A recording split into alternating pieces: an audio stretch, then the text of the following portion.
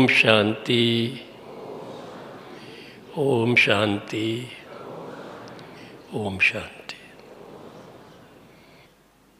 मीठे मीठे बाबा के बच्चे, ब्राह्मण कुलभूषण, बहुत ही सौभाग्यशाली है, भाग्यशाली है, पद्म भाग्यशाली है। बाबा कहते हैं ब्राह्मण हैप्पीएस्ट भी है और रिचेस्ट भी है। हैप्पी क्यों है, हैप्पीएस्ट क्यों है? हमें निश्चय है कि हमें भगवान स्वयं परमपिता परमात्मा शिव बाबा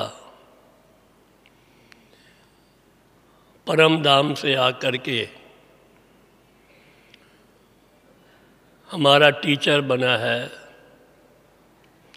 पिता तो है ही और सतगुरु बनाया है। हमारे सब संबंध उसके साथ है।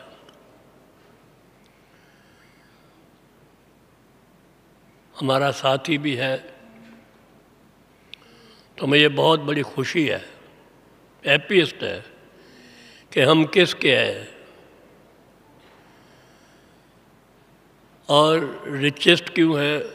देखो, कुछ दिन पहले बाबा के मुरली में आया था, ज्ञान का खजाना आप बच्चों को मिला है। सबसे बड़ा है ज्ञान का खजाना। देखो, सारी इतनी बड़ी दुनिया है, 750 करोड़ से भी ऊपर लोग बढ़ गए हैं, लेकिन स्वयं ब्राह्मणों के जो रियल ज्ञान है, गीता ज्ञान है या रियल ज्ञान है, आत्मा परमात्मा सृष्टि चक्र और सब बातों का किसी के पास भी नहीं है। ज्ञान का गाव भी नहीं है। बड़े बड़े सन्यासी, ऋषि, मुनि, साधु, सन्यासी कोई जानता नहीं है। और हमको स्वयं भगवान शिव बाबा ज्ञान से माला माल कर रहा है। ये बहुत बड़ा खजाना है जो कि बाबा ने हमको दिया है। तो रिचेस्ट भी है, हैप्पीएस्ट भी है और हेल्दी भी है कि हमारा अगर मन बाबा की याद में है, हेल्दी है, विचार शुद्ध है, तो हम हेल्दी भी है। तो ऐसे हम बहुत बहुत सौभाग्यशाली हैं कि स्वयं भगवान ने हमको चुना है। देखो, इतनी बड़ी दुनिया में से हमको चुना है। कितने अभी 15 लाख 20 लाख बीके होंगे सारी दुनिया में, शायद और भी आने जाने वाले बहुत होंगे। इतनी बड़ी दुनिया है, कितने हम, बहुत थोड़े हैं। तो शिव बाबा ने हमको चुना है और चुन तो लिया, और फिर क्या किया है? देखो, आप भी कोई चीज़ बाज़ार में जाकर चुनते हैं, फिर क्या करते हैं उसका? किसी काम में तो लगाते हैं ना। ऐसा नहीं कि फ्रिज में रख देते हैं, पड़ी रहेगी, नहीं, किसी काम में लगाते हैं। तो हम बच्चों को बाबा ने चुना। क्या कहता है? बच्चे, जो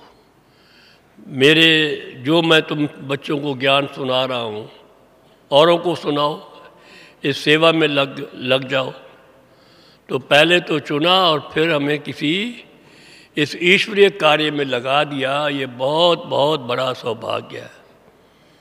तो आज से मैं अपना अनुभव सुना रहा हूँ। आज से लगभग 62 वर्ष पहले, अब है 1957 में 62 होने वाले हैं। तो बाबा ने हमको भी चुना। हम पढ़ते थे इंजीनियरिंग कॉलेज में, स्टूडेंट थे, 20 साल की एज थी। तब बाबा ने हमको चुना, पकड़ा। और हम अब पास्ट को देखते हैं, बड़ी खुशी होती है, बहुत मज़ा आता है कि बाबा ने कहाँ से कहाँ पहुँचा दिया। साकार बाबा कहते हैं ना, मैं क्या था एक, हमेशा बाबा अपन कहते मैं तो क्या था, एक गाँव का था। बाबा का अपन कहते गाँव का चोरा भी कह देते हैं। और मुझे बाबा ने, देखो बाबा ने ही उनको बहुत बड़ा डायमंड मर्चेंट बना दिया। कहता स्कूल मास्टर का मैं लड़का था, तो मुझे शिव बाबा ने उनसे इतना काम लेना था, तो ड्रामा अनुसार बहुत बड़ा डायमंड मर्चेंट बन गया। और फिर क्या बना, देखो ब्रह्मा बाबा, पिताश्री प्रजापिता ब्रह्मा बाबा कहाँ से कहाँ पहुँच गए। वंडरफुल है। देखो आप, उसमें 32 वर्ष तक, उस रथ में 32 वर्ष तक शिव बाबा आते रहे और ये ज्ञान गंगा बहाते रहे। कितना बड़ा ऊंचा रथ है, कितना बड़ा वैल्यूएबल रथ है वो। 32 वर्ष तक स्वयं भगवान अभी साकार में आते रहे, हम देखते रहे, सुनते रहे, उनके मुख से ज्ञान गंगा बहती रही, हम उसमें स्नान करते रहे। ये बहुत बड़ा सौभाग्य है। अभी भी फिर कितने वर्ष हो गए, 69 टू अभी कितने वर्ष, इतने वर्ष भी अभी भी उनके संग में कौन है? अभी भी वो शिव बाबा के संग में है, अव्यक्त वतन में। उनमें शिव बाबा आते हैं और आकर के फिर हमको इतनी ऊंची ऊंची धारणाओं की बातें सुनाते हैं। यानी उस रथ का कितना सौभाग्य है, कितना बड़ा मेन पार्ट है सारे वर्ल्ड ड्रामा में, बहुत बड़ी बात है ये। ऐसे ब्रह्मा बाबा के साथ, पिताश्री प्रजापिता ब्रह्मा के साथ हमको भी सौभाग्य मिला 57 से लेकर के 69 यानी 12 वर्ष तक साथ में इंटरेक्शन, मिलने का, जुलने का, साथ में बैठ के खाने का, उनके साथ घूमने का, उनकी गोद लेने का।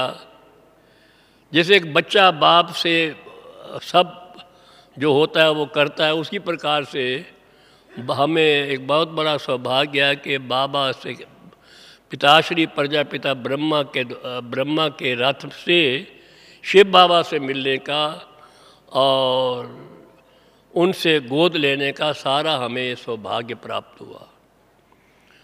तो ये बात है। हम भी कहते हैं, हम भी एक गांव में छोरे ही थे एक, देखा जाए तो बाबा ने कृपा, बाबा की कहे एक अनुकंपा थी जो मैं इंजीनियर बनाया, फिर इंजीनियर से यहाँ तक इस यहाँ तक लाया, जैसे बहन जी ने सुनाया वहाँ तक लाया। तो ये क्या है, सौभाग्य है ये वास्तव में देखा जाए तो। 1957 में हम इंजीनियरिंग में पढ़ते थे, अनुभव बताना शुरू करता हूँ। तो हमें एक भाई ओम प्रकाश भाई थे जो इंदौर जोन के इंचार्ज थे, पहले आप तो रहे नहीं, वो चले गए। वो हमारे साथ ही एक दूसरे रूम में रहते थे। वो देखते थे, वो ज्ञान सुन के आए थे 6 मास पहले अम्बाला से। हम पटियाला में पढ़ते थे थापर इंस्टीट्यूट में, डिग्री कोर्स था, बहुत बड़ा मुश्किल कोर्स था। तो हम पढ़ रहे थे तो वो हमको देखते थे, ये व्यक्ति, इसको ज्ञान सुनाया जाए। बाबा कहते हैं ब्राह्मण वो है जो ज्ञान सुनकर किसी न किसी प्रकार से औरों को दे। वो देख रहे थे भी ऐसा ना हो कि मैं सुनाऊं तो मेरी हंसी उड़े। तो इसलिए एक बार उन्होंने शुरू किया पहला लेसन कि आप आत्मा हैं। तो हमने बचपन में बड़ी भक्ति की थी और आत्मा को मानते ही थे, लेकिन हमने एक बहस करने के लिए कहा कि मैं तो आत्मा नहीं हूँ। बहुत समय तक ये बहस चलती, ये डिस्कशन होती रही। वो कहे आप आत्मा हैं, मैं कहूँ कि नहीं, ये तो मशीनरी है, बॉडी का है, ये भी एक मशीन है। उसमें कोई अगर पुर्जा बिगड़ जाएगा या ख़राब हो जाएगा या फेल हो जाएगा तो बॉडी ख़त्म, उसको जला देते हैं। इसमें आत्मा कहाँ से गई? आत्मा दिखती नहीं है। For the sake of discussion बहुत दिन तक बात होती रही। तो एक दिन उसको देख करके अट्रैक्शन होती थी, भाई ये कोई आध्यात्मिक आदमी है। उसने एक दिन कहा, भाई आत्म प्रकाश, मेरा नाम तो आत्म प्रकाश ही है, तो वो भी आत्मा पर लेसन दे रहे थे। तो अच्छा एक दिन कहा कि अच्छा आप ये मान जाओ कि आप आत्मा है। वैसे मैं तो अंदर से तो मानता ही था कि आत्मा तो है ही। बस मैंने कहा ठीक है, आज से मैं ये मानता हूँ कि मैं आत्मा हूँ, सच। बस इतना ही कहना था मेरा कि मैं आत्मा हूँ, ये बोला और माना। उसी समय से अनुभूति होनी शुरू हो गई। हम बताएं आपको, जो हमारे शांति का अनुभव और खुशी का अनुभव, हल्कापन महसूस होना और दृष्टि वृत्ति सब, जैसे हर एक को आत्मा देखे। उस समय आत्मा ज्योति बिंदु है, ये ज्ञान अभी नहीं था। अंगुष्ठ ज्योति स्वरूप आत्मा कहते थे, या अंगुष्ठ सदृश कभी कह देते थे हम, भृकुटी में रहने वाली है। इस बात में हम नहीं गए, बस आत्मा हूँ इतना ही बोला उन्होंने और ये निश्चय किया। तो अनुभव होने शुरू हो गए इसी बात से ही, क्योंकि उस समय तो कुछ ज़्यादा सेवाएं थी नहीं। यानी अभी सेवा केंद्र भी खुलने शुरू हुए थे और ब्राह्मण भी बहुत कम थे। यानी शिव बाबा भी फ्री होंगे, फ्री थे। तो जल्दी जल्दी जैसे बाबा ने बुद्धि को पकड़ लिया और अनुभूति करानी शुरू कर दी, आप आत्मा है। तो मैं जहाँ भी जिसको भी देखूँ, बाबा कहते ना अभी बात करो तो आत्मा देखो, आत्मा से बात करो। कहीं जाओ तो उसकी शरीर को ना देख करके आत्मा को देखो। तो ये वो प्रैक्टिस होनी शुरू होगी अपने आप। बाज़ार में जाए तो वो भी आत्मा है, ये भी आत्मा है। सबके मस्तक में देखना शुरू किया, बॉडी देखना भूल गया। तो बड़ी मज़ा आया, बहुत आनंद आया, बड़ी खुशी हुई। मैंने कहा ये तो बहुत बढ़िया चीज़ है। उस भाई से कहा भी हमें और आप सुनाओ, ये क्या चीज़ है आपके पास, ये तो बहुत बड़ा खजाना है आपके पास। तो एक ही बात से अनुभूति होनी शुरू हो गई। तो उन्होंने फिर सुनाया परमात्मा क्या, कौन है। शिव परमात्मा है। आज तक हमें किसी ने नहीं बताया था। आप सोचो, ये शिवलिंग जो पड़ा है अभी हम देखते हैं मंदिरों में, हमारे पास भी वहाँ एक स्कूल के पास दुख भजनेश्वर मंदिर था कुरुक्षेत्र में। हम देखते थे सांप लटके होते थे, और दुख भजनेश्वर, स्थानेश्वर, विश्वेश्वर, इतने मंदिर थे। लेकिन हमें किसी ने नहीं कहा था परमात्मा शिव है। परमात्मा का ज्ञान मिला, आत्मा का ज्ञान मिला, सृष्टि चक्कर का ज्ञान मिला, राम और रावण का ज्ञान मिला। विचार करो कितनी ज़बरदस्त ज्ञान है ये, यानी कितना वंडरफुल नॉलेज है। हम बताएं ये नॉलेज जो है वंडरफुल भी है, साइंटिफिक भी है, रीजनेबल भी है, एक्सपीरियंसेबल भी है और बुद्धि गम्य है। ऐसे नहीं कि आप ऐसे मान जाओ, ऐसी बात नहीं है। बहुत और रमणीक भी है, बहुत सुंदर ज्ञान है ये। तो बताइए, ये ज्ञान सुन करके ये निश्चय हो गया। अब बताओ, देखो कितना बड़ा अच्छा ज्ञान है। बाबा कहते हैं सारी हमारे शास्त्र भरे पड़े हैं। रामायण, कितनी बड़ी रामायण है, तुलसीदास की है, औरों की है। राम है, रावण है, सीता है, जटायु है, हनुमान है, सुग्रीव है, कितनी बातें हैं बड़ी बड़ी बड़ी बड़ी बड़ी। वो मूर्छित हो गया, सीता चुराई गई है, सब हम मानते थे पहले ये चीज़ों को। और बाबा ने एक ही बात कही, एक सेंटेंस बोला बाबा ने। क्या बोला? बच्चे, रावण में तो आत्मा ही नहीं है। अभी मुरली में आया था कुछ दिन पहले, रावण में तो आत्मा है ही नहीं। तो बताओ। और बाबा ने ये कहा कि सभी आत्माओं में तो रावण है, परंतु रावण में आत्मा नहीं है। बताओ। और ना ऐसा कोई 10 सिर वाला कोई रावण था। सारी रामायण बदल दी। देखो बाबा, विचार करो, विचार करो। इतने बड़ा ग्रंथ जो दुनिया वाले मानते हैं, हम भी पढ़ते थे जब वो देखते थे रावण के रामायण के नाटक, जब वो सीता चुरा के लेके आंसू बहाते थे लोग बहुत। तो बाबा ने एक झटके में कह दिया, बच्चे है, इसका आध्यात्मिक रहस्य तो है, परंतु ऐसा रावण कोई 10 सिर वाला इंसान होता नहीं, और राम की सीता को भी चुरा सकता कोई? इम्पॉसिबल। कौन कह रहा है ये? आप विचार करो। Who can say this? Almighty authority. Nobody can say. आज तो परंपरा से चलता आता है, चलता आता है, चलता आता है। और बाबा ने एक झटके में कहा, बच्चे, कभी कोई रावण 10 सिर वाला होता नहीं, ना ही कोई उसकी सीता चुरा सकता है। ये बात बड़ी अच्छी लगी। देखो कितना कितना रेवोल्यूशनरी ज्ञान है हमारा, बताओ। ऐसे महाभारत है, ये हुआ वो हुआ, लड़ाई हुई, झगड़े हुए, मारा मारी हुई, ये किया वो किया, कितना लंबा महाभारत बना हुआ है। और बाबा ने एक सेंटेंस बोला, बच्चे मैंने तो कोई द्वापर के अंत में ज्ञान दिया ही नहीं। कब ज्ञान दिया? कब दिया बताओ, बोलो? अभी कलयुग के अंत में दिया, और आकर के सत्य की स्थापना की। सारा ही जो महाभारत है वो ही बदल दी। तो कहने का मतलब यह है कि ऐसी ऐसी बातें सुन करके ये निश्चय हुआ। ये बाबा से मिलने से पहले मेरे से पूछा किसी ने, मैं गया था फॉरेन, कि आपका हैप्पीएस्ट डे कौन सा था इस लाइफ में? आप भी सोचो, आपका जीवन में हैप्पीएस्ट डे कौन सा था? बताओ, कोई बताएगा? एक होता खुशी का दिन, एक होता सबसे ज़्यादा खुशी का दिन। कौन सा था? कई कहते हैं ना, मैंने ये IAS पास कर लिया था, बड़ी खुशी का दिन था। कोई कुछ बोलते हैं, कोई कुछ बोलते हैं। तो हमारा खुशी का दिन कौन सा था? मेरे से पूछा किसी ने, मैंने कहा देखो जी, एक है हैप्पी डे, एक है हैप्पियर डे, और एक है हैप्पीएस्ट डे।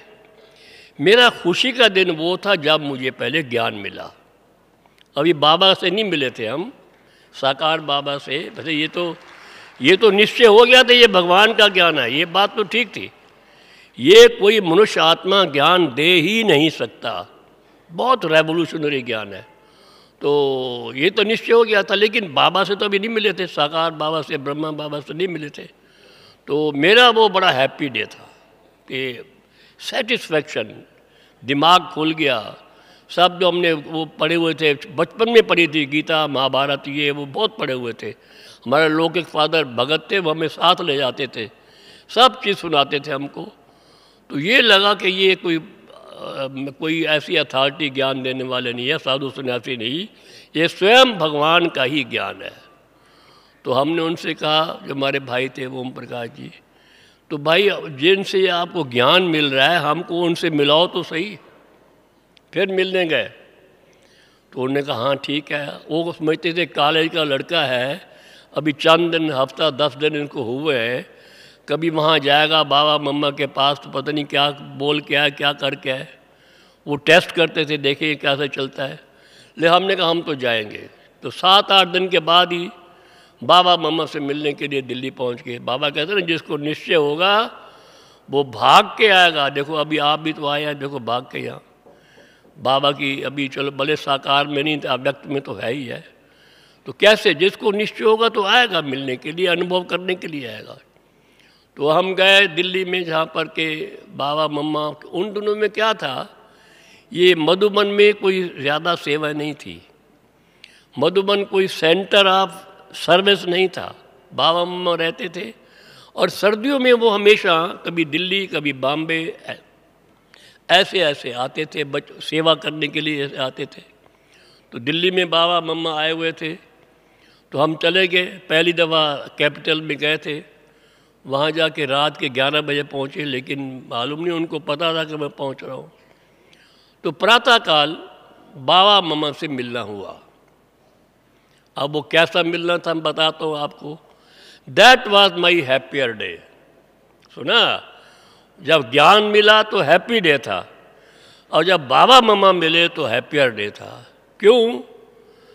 बाबा मम्मा के सामने आते ही उनको देखकर उनकी पर्सनैलिटी, व्यक्तित्व देखा, शाइनिंग चेहरे थे, अव्यक्त, यानी जैसे कहना चाहिए फरिश्ते जैसे बैठे ऐसे लगे। और निश्चय हो गया, जब उनकी गोद ली, कैसे मिलते थे बाबा मम्मा से, ऐसे नहीं कोई वो नमस्कार करो या पाँव पड़ो, ये नहीं होता था। बाबा मम्मा की गोद में बच्चे जाते थे, चाहे बच्चा हो, चाहे बूढ़ा हो, चाहे अमीर हो, चाहे गरीब हो, कोई भी हो, चाहे माता हो, कोई भी हो, सब बाबा मम्मा की गोद में जा कर के बाबा मम्मा से मिलते थे। तो हमने, जब हमारी बारी भी आई, हमें एक ब्राह्मणी ले गई थी, हम सामने गए और पहले बाबा की गोद में गए। आंसू आ रहे थे हमारे। क्यों आंसू आ रहे हैं? क्योंकि क्लब के बाद 5000 वर्ष के बाद फिर से बाबा से मिल रहे थे, पिताश्री प्रजापिता ब्रह्मा से। तो बाबा ने महावाक्य उच्चारण किए हमारे प्रति। मैं आपको सुनाता हूँ, केवल हमें अभी 10-15 दिन ही हुए थे ज्ञान में चलते हुए। देखो बाबा को कितना फेथ था हम बच्चों पर। बाबा ने पता क्या बोला, बच्चे अब भी बोलते हैं, बाबा से मुरली में आता है, बच्चे 4-5 साल पढ़ाई करोगे, विनाश तो सामने खड़ा है। सब तब भी बोला, अभी भी मुरली में आता है, विनाश सामने खड़ा है, सब सामने है, समय बहुत कम है, अब तो सिर पे खड़ा है, पहले सामने था अब सिर पे आ गया है। मैं बता रहा था कि बाबा ने ये महावाक्य उच्चारण किए, बच्चे विनाश तो सामने खड़ा है। तो लगता भी था, उस वक्त भी लगता था, जैसे अब लगता है तब भी ऐसा लगता था, कोई ना कोई ऐसी सिचुएशन होती थी कि विनाश लगता ही लगता था। तो वैराग्य तो हमको पहले था ज्ञान में आने से पहले। तो कहता बच्चे ये जो बाबा तो भृगु ऋषि है, बच्चे ये पढ़ाई तुम्हारे काम आने वाली नहीं है। ये तब कहा जब अभी हमें 15-20 दिन ही हुए थे ज्ञान में आए हुए, और हमारा सेकेंड ईयर था पढ़ाई का। तो बाबा ने कह दिया कि ये पढ़ाई तो काम आने वाले नहीं है।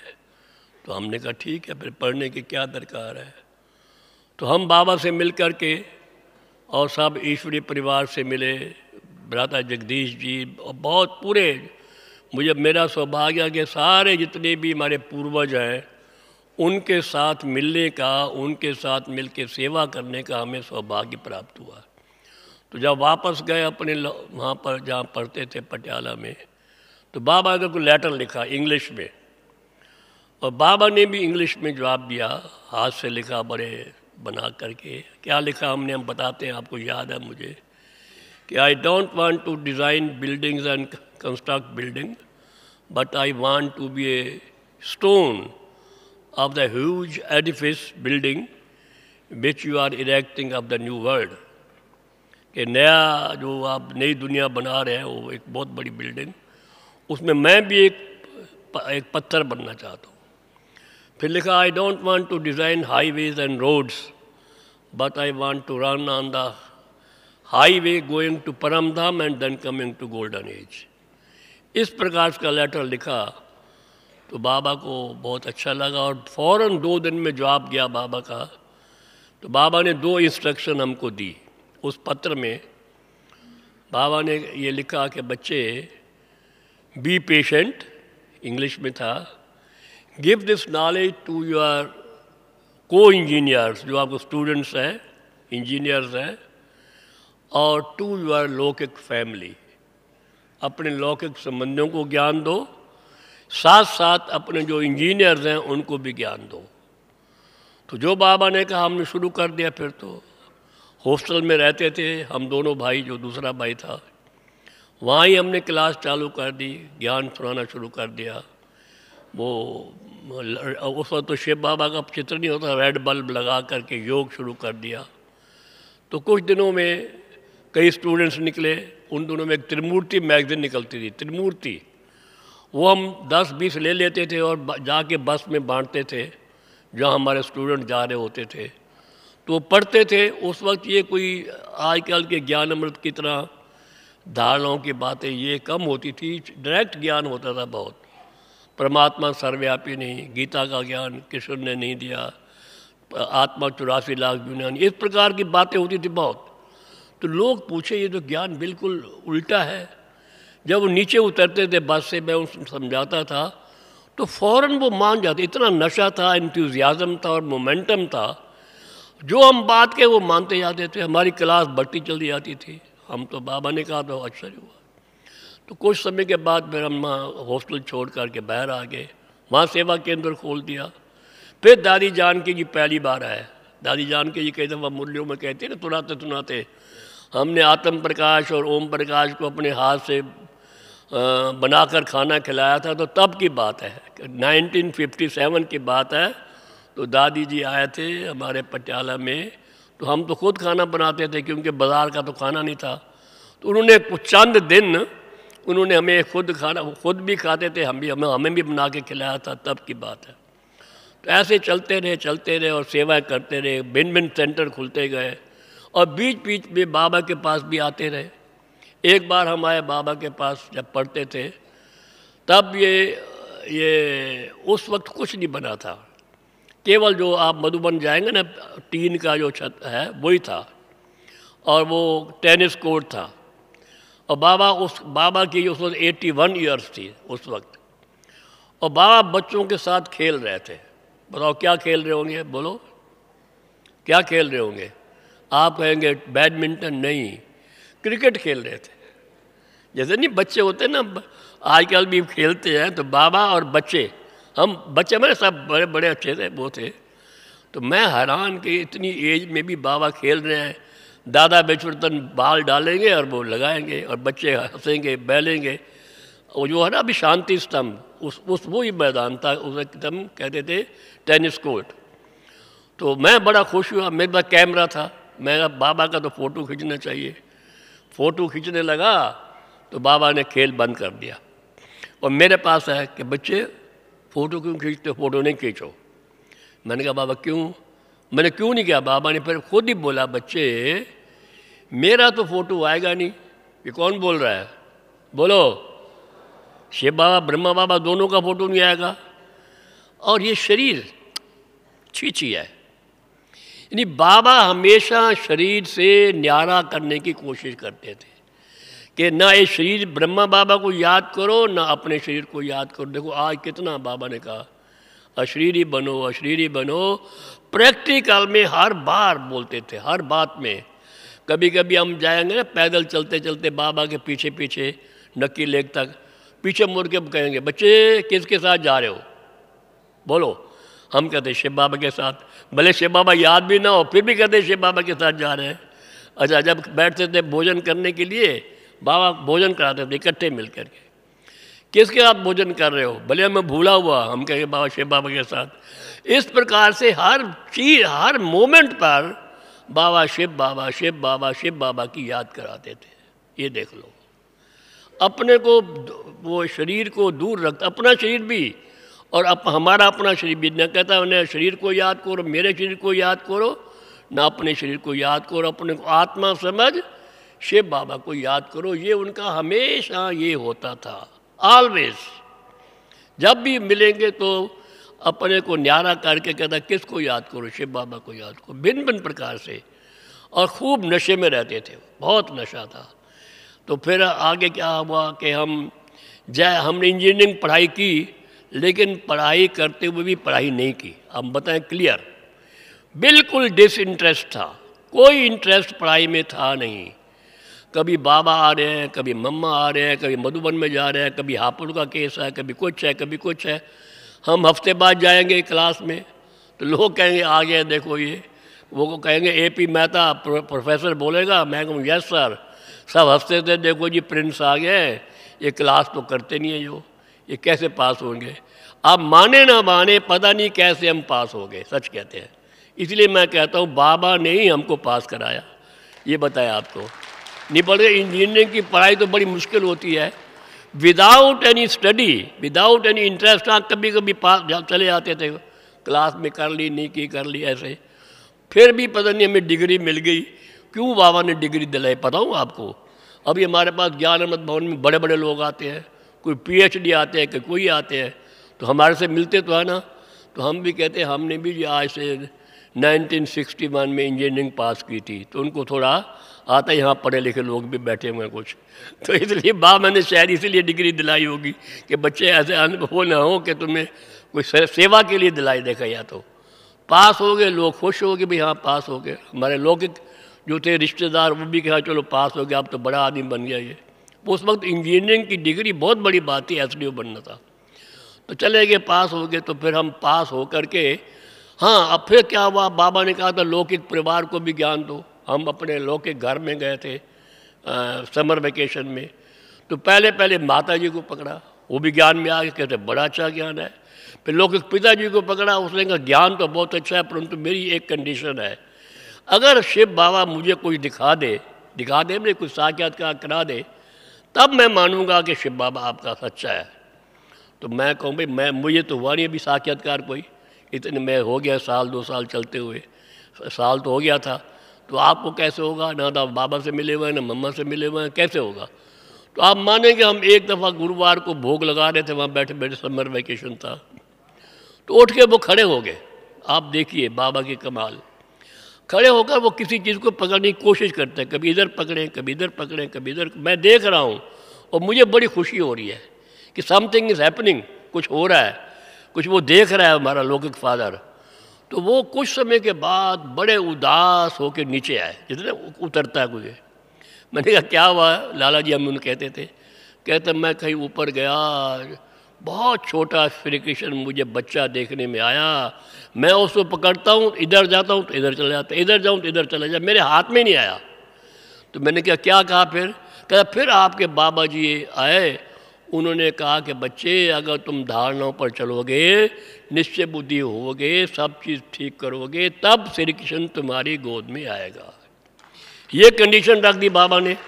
और वो मैं बताऊँ, हमारे लौकिक फादर बड़े भगत थे। रामायण, महाभारत, गीता वो खुद भी पढ़ते थे, औरों को भी सुनाते थे, रात को जाके सुना के आते थे। और वो भागवत को तो अपने गले में ऐसे रखते थे, रात को सोते सोते पढ़ते पढ़ते। श्री कृष्ण को बहुत मानते थे। तो उसने कहा ठीक है मैं करता हूँ। उनने धारणा शुरू कर दी, सब कुछ हो गया। तो खान पान ठीक है, बाकी तो ठीक था।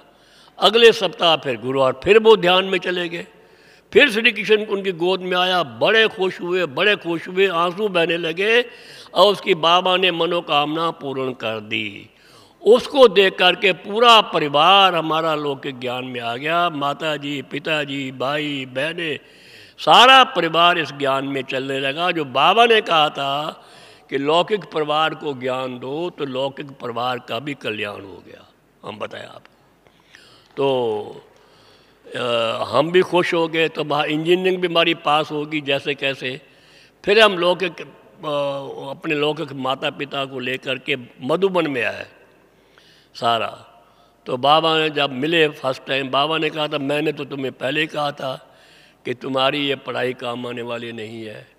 तो उन्होंने मुझे क्या किया, मुझको कहा ठीक है अभी आप इस सेवा में लग जाओ, कोई दरकार नहीं जॉब करने की। अब आई वॉज द फर्स्ट जिसको बाबा ने स्वयं इस सेवा में यानी डिग्री होते हुए भी, इंजीनियरिंग पास करने के पश्चात भी जॉब में हमको नहीं लगा। गवर्नमेंट जॉब में वहाँ मिलते, तब तो बहुत मिलते थे, हमें इस सेवा में लगा दिया, दिल्ली भेज दिया जगदीश भाई जी के पास। तो 3-4 साल वहाँ सेवा की, अच्छी सेवा, उनके साथ ट्रेनिंग ली हमने बहुत। फिर आप जानते हैं अब जल्दी जल्दी करना है क्योंकि और टाइम होने वाला है। तो उन दिनों में हम वहाँ पर काम कर रहे थे। तो एग्जीबिशन की मेंशन हुई थी वहाँ पर बॉम्बे में। तो हम मधुबन में आए।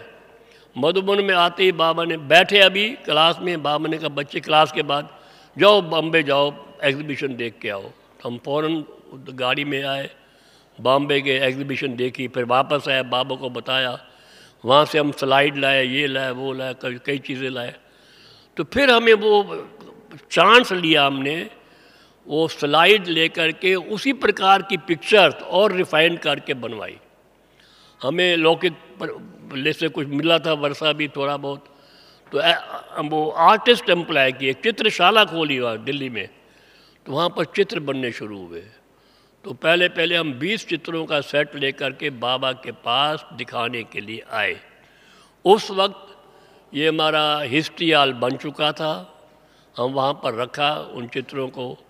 तो बाबा और दीदी या बाबा या मम्मा सारे वो चित्र देखने लगे, देखते गए और अच्छे लगे। भाई पहली पहली अटैम्प्ट थी, 20 चित्र लिए थे, नए नए चित्र, आत्मा का, परमात्मा का, सृष्टि चक्कर का, शिव किरणों वाला, नए नए प्रकार के चित्र थे।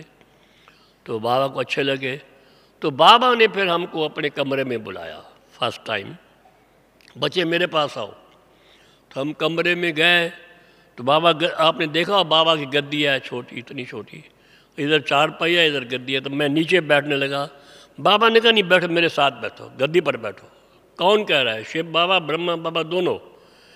उनमें मुझे कहा यहाँ बैठो। तो मुझे तो संकोच था, अभी बाबा के साथ मैं कैसे बैठूँ। आई वॉज एक शाही पर्सन हूँ मैं। तो मैं ज़्यादा वो पीछे रहता हूँ, शाही हूँ बहुत। मैं बताऊँ आपको, मेरी एक वो खासियत समझो या क्या समझो। तो बाबा ने कहा मेरे साथ बैठो। मैं बैठ गया बाबा के साथ। फिर बाबा ने एक महावाक्य उच्चारण किया, वरदान दिया। हम बता क्या वरदान था। बाबा ने कहा बच्चे, जो बाप की गद्दी सो बच्चों की गद्दी, यहाँ भी और वहाँ भी। देखा, आप सभी के लिए आइए, जो बाप की गद्दी सो बच्चों की, यहाँ भी और वहाँ भी। वहाँ कहाँ, गोल्डन एज में। तो हमें तो वरदान मिल गया ये, हम तो अवश्य यहाँ भी देखो जो बाबा का कार्य करते हैं, आप भी सब बाबा का कार्य करते हैं, टीचर्स हैं, बाबा की गद्दी संभाल रखी है, सेंटर्स हैं, या आप भी ये समझो कि मेरा घर मेरा नहीं, किसका है बोलो, किसका है वो घर आपका, बाबा का है, हाँ या ना। तो बस, तो बाबा की गद्दी अगर तो बच्चों की है, बच्चों की यहाँ होगी तो वहाँ भी मिलेगी। तो बड़ा खुशी हुई, बहुत उमंग उत्साह आया। हम बताएं, इस बाबा के वरदान से बहुत सेवा हुई, सैकड़ों प्रदर्शनियाँ बनी। बताओ, छोटी सी चित्रशाला, सैकड़ों एग्जीबिशन बनी, म्यूज़ियम बने जगह जगह सारे इंडिया में। आप बताइए, फिर मेले बने वहाँ से, फेयर्स, कभी कहाँ फेयर हो रहा, कभी कहाँ फेयर हो रहा, कभी कहाँ म्यूज़ियम बन रहा है। हम सारे इंडिया में घूमते रहे, कभी कहाँ बनाओ कभी कहाँ बनाओ। तो बाबा के इसी एक वरदान से या एक उमंग उत्साह के सेंटेंस से, एक महावाक्य से बहुत बहुत बल मिला और बहुत बहुत सेवाएं हुई। तो ये बाबा देखो क्या, आप बाबा के लिए क्या है, बड़े बड़े आर्टिस्ट पढ़े हैं, बड़े बड़े वो चीज़ें पढ़ी हैं, किसी को भी टच करके काम करा सकता है, लेकिन परंतु नहीं, थोड़ा सा कार्य किया, बाबा ने उसको इतना मैग्नीफाई कर दिया, इतना बड़ा कर दिया, इतना ऊंचा कर दिया, देखो बच्चे को कहाँ से कहाँ पहुँचा, बहुत सेवा करा दी। तो सेवा हुई तो सेवा का फल तो मिलता ही है। तो उस प्रकार से फिर चलते रहे, सेवा होती रही, म्यूज़ियम बनते रहे। फिर जगदीश भाई जी को फॉरेन में बहुत काम था, फिर हमको ये ज्ञान अमृत, वर्ल्ड रिन्यूअल, ये सारा लिटरेचर डिपार्टमेंट भी कहा अभी जगदीश भाई बहुत बिजी हैं, उनमें आप ये संभालो। हमने कहा ठीक है, हम वो संभालो। तो ये डिपार्टमेंट बन गया, करते रहे इस तरह से। और वो दिल्ली में रहे बहुत समय तक। तो फिर 1992 में जब इतना कारोबार बढ़ता गया, पहले तो बहुत कम सेवा केंद्र थे, सेवा केंद्र बढ़ते गए, स्टूडेंट्स बढ़ते गए, प्रिंटिंग बढ़ती गई, तो जगह कम पड़ती थी। फिर दादी जी की प्रेरणा से और हमारे जो बड़े भाई बहनों की प्रेरणा से, दादियों की, फिर हम 1992 में ये शांति वन अभी बनने जा रहा था। तो पहली बड़ी बिल्डिंग जो है ये आप देखते हैं, ज्ञान अमृत भवन, ये बना और सारी प्रिंटिंग प्रेस वगैरह यहाँ पर आ गई, हम भी यहाँ पर आ गए।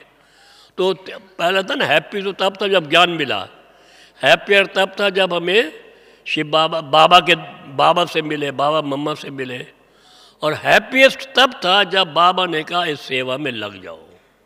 That was my happiest day.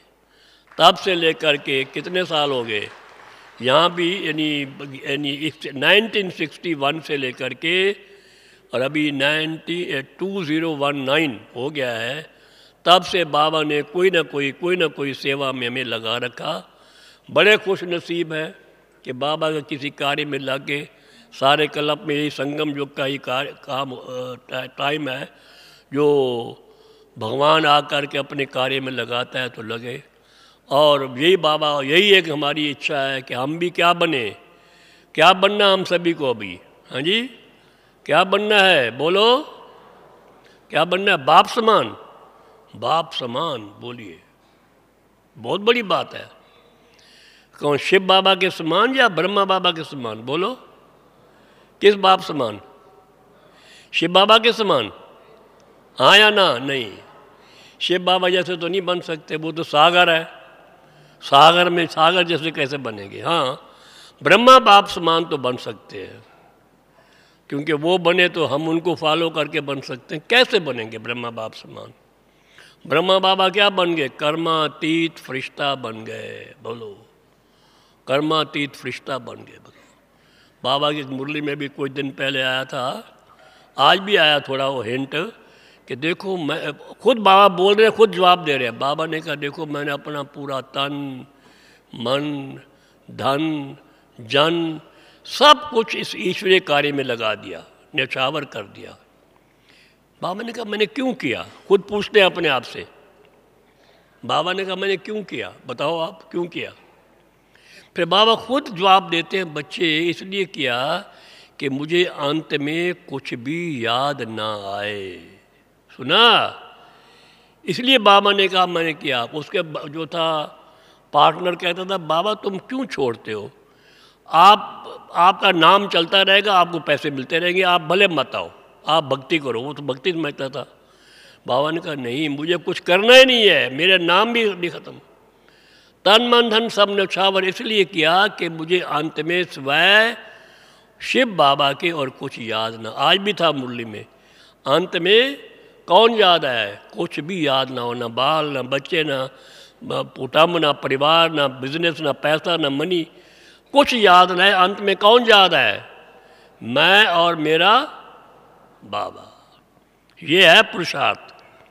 तो बाबा के सामने तो ऐसा जो किया तो सफल हो गए। जब उन अव्यक्त हुए तो कोई लौकिक था ही नहीं। अलौकिक भी एक दादी को हाथ दिया और उड़ गए, कोई याद नहीं था। तो हम बच्चों को भी ये पुरुषार्थ करना है कि हमें अंत में स्वयं शिव बाबा के अगर और कुछ याद आ गया तो बहुत मुश्किल हो जाएगी। आपको मालूम हो परीक्षाएं बहुत आएंगी, अंत की परीक्षाएं। अभी देखना कुछ समय पहले केरल में आया था, फ्लड आया था ना कुछ, कह रहे वो वहाँ के वो मगरमच्छ भी घर के अंदर आ गए, ये भी आ गए, वो भी आ गए। इतने फ्लड्स है। उत्तराकाशी में फ्लड्स आया, यहाँ फ्लड्स आया। प्राकृतिक आपदाएं आने वाली हैं बड़े ज़ोर शोर से। कैसे मारा मारी होगी, खून की नदियाँ बहेगी। कौन बोल रहा है ये? भगवानोवाच। जो बाबा ने बोला सब हुआ है।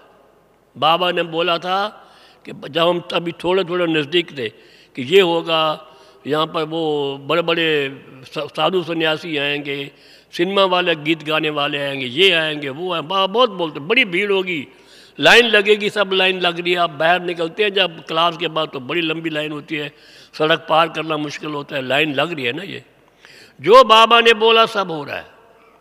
अब बाबा ने ये बोला है, बच्चे जो चीज़ तुम अभी ये देखते हो वो देखने में नहीं आएगी, और जो नहीं देखते हो वो देखने में आएगी। महाविनाश, बहुत दर्दनाक विनाश है। डरने की बात नहीं, परंतु इतनी हिम्मत रखनी है, इतना अपनी पावर जमा करनी है कि हम परिस्थितियों में आकर के बाबा को ना भूल जाए और अपने को ना भूल जाए। मैं आत्मा हूँ, शिव बाबा का बच्चा हूँ, ये तो याद रहे कम से कम। ये अभ्यास करना है। तभी मुरली में बार बार बाबा कहते हैं अपने को आत्मा समझ, बाप को याद करो याद करो याद करो। क्यों कह रहा है कि अंत में भी यही काम आने वाला, यही याद आने वाला है। तो ये जब हमने देखा देखे हम कि बहुत वो आने वाली परिस्थितियाँ ऐसी होगी, तो हमें को ये पहले ही तैयारी करनी है। तो देखो हम बाप समान बने हैं, कहाँ तक पहुँचे हैं आप खुद देखो। बाप समान बनने का पहला स्टेप कौन सा है?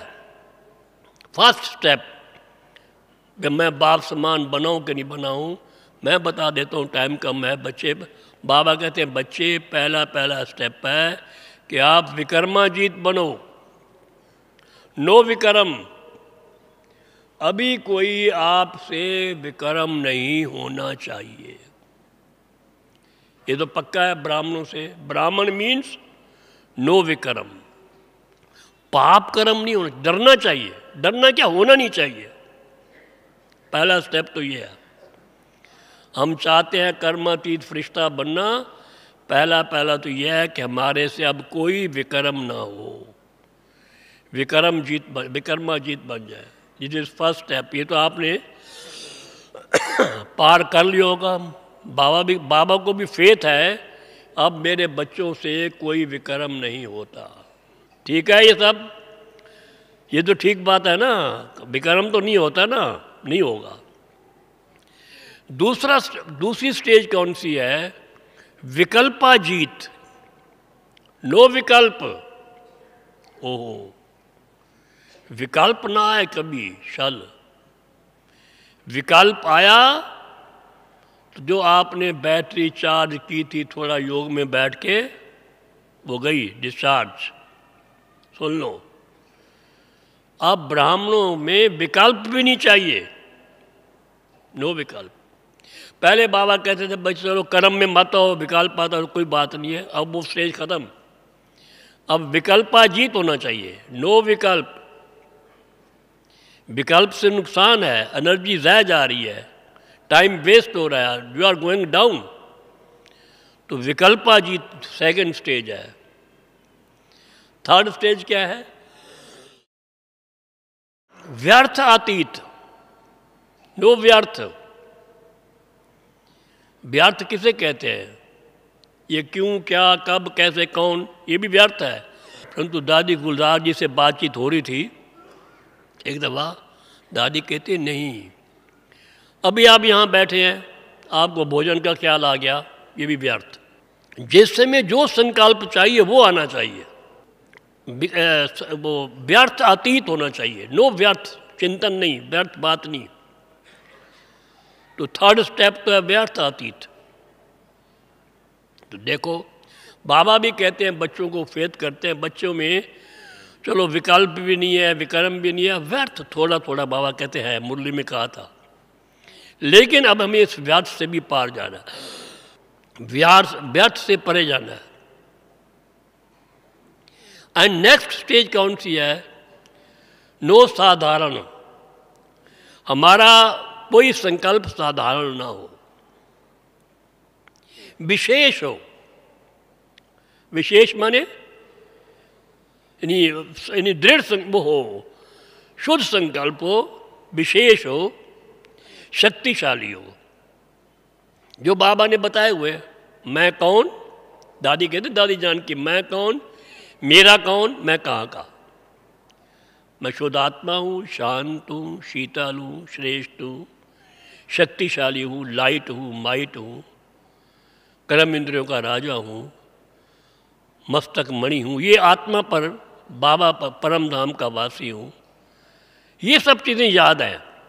ये शुद्ध संकल्प है, पॉजिटिव संकल्प है। इनको बार बार रिवाइज करो। जब तक रिवाइज नहीं करेंगे रियलाइज नहीं होगा। सुन लो आप, भगवानोवाच, बाबा ने बोला है। आपने एक दफ़ा कह दिया मैं तो आत्मा हूँ, पर जुटके खाते रहे, कोई फायदा नहीं है।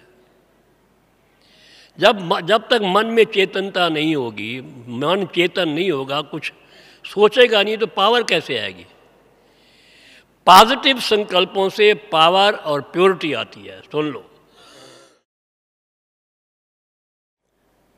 अगर आप नील है, कुछ सोच नहीं रहे, कोई संकल्प ही नहीं है, तो क्या आएगा? Think positive. ये पॉजिटिव यही है, मैं कौन, मेरा कौन, मैं किसका, कहाँ का। ये अपने को याद करो, मैं आत्मा हूँ। अपने गुणों को याद करो, अपने 7-8 गुण हैं उनको याद करो। घर को याद करो, वो संकल्प है। बाबा को याद करो, वो संकल्प है। उसके स्वरूप को याद करो, वो संकल्प है। उसके गुणों को याद करो, वो संकल्प हो। इन्हीं शुद्ध संकल्पों में रमन करो, और जिस भी संकल्प में टिकना चाहे उसमें टिक जाओ, और कोई संकल्प ही ना है, वही संकल्प आता रहे। ये पॉजिटिव थॉट्स हैं। नेगेटिव तो थॉट्स नहीं है, वो तो ठीक है, लेकिन पॉजिटिव तो आने चाहिए। देखो बाबा ने कहा है बच्चे, पॉजिटिव थॉट से, प्योर थॉट से दो चीज़ें मिलती है। एक मिलता है पावर, एक मिलती है प्योरिटी। कैसे आएगी? जब आप पॉजिटिव सोचेंगे। अभी भी अब चल रहे हैं आप पैदल, क्या कर रहे थे? पूछो उससे, नथिंग, कुछ नहीं सोच रहा था। बहुतों से पूछते हैं भाई क्या कर रहे थे आप? I was thinking nothing. हमारा बहुत समय नथिंग में जा रहा है। हम बताएं आपको, our time is going in nothingness. कुछ नहीं सोचते हम। बाबा कहते हैं नथिंग को समथिंग में करिए, पॉजिटिव सोचिए। और काम नहीं, मैं आत्मा हूँ, शुद्ध आत्मा हूँ, शांत आत्मा हूँ, शीतल आत्मा हूँ, ये सोचिए, रिवाइज कीजिए। जैसे जैसे रिवाइज करेंगे वैसे वैसे रियलाइज़ होगा आपको। आप बार बार सोचेंगे, बार बार इसमें टिकेंगे, उस पर कंसंट्रेट करेंगे तो आपको प्योरिटी भी आएगी, पावर भी आएगी, अवस्था बड़ी अच्छी हो जाएगी। अगर आप सोचेंगे नहीं, रिवाइज नहीं करेंगे, कुछ बस एक दफ़ा योग में बैठे अमृत वेले, भाई क्या हुआ अमृत वेले, क्या करना है, उस वक्त क्या आप अनुभूति हुई, फ्रेश होके हुए कि नहीं कि नींद आती रही। I tell you it is wrong. सुस्ती आना, नींद आना बिल्कुल गलत बात है। कुछ ना कुछ तो पॉजिटिव मिलना चाहिए ना। सत्युग में क्या चाहिए? दो पावर्स चाहिए, प्योरिटी एंड पावर। देखो लक्ष्मी नारायण को दो क्राउन है, कौन से? क्राउन ऑफ प्योरिटी और क्राउन ऑफ पावर, दो ही है, तीसरा तो है नहीं।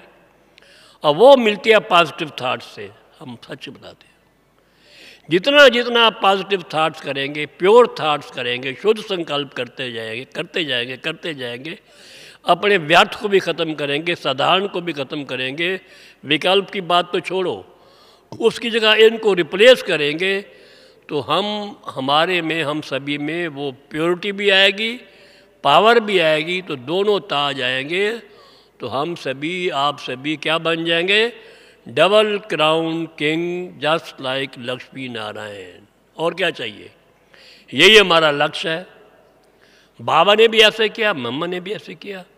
उनका हर संकल्प, बाबा का हर संकल्प, हर बोल, हर कर्म, हर मूवमेंट विशेष थी, साधारण नहीं थी। जिसको भी देखते थे उड़ जाता था। जिस पे ऐसे हाथ भी रख देंगे ना कंधे पर, वाह, और खुशी में फूला नहीं समाता था।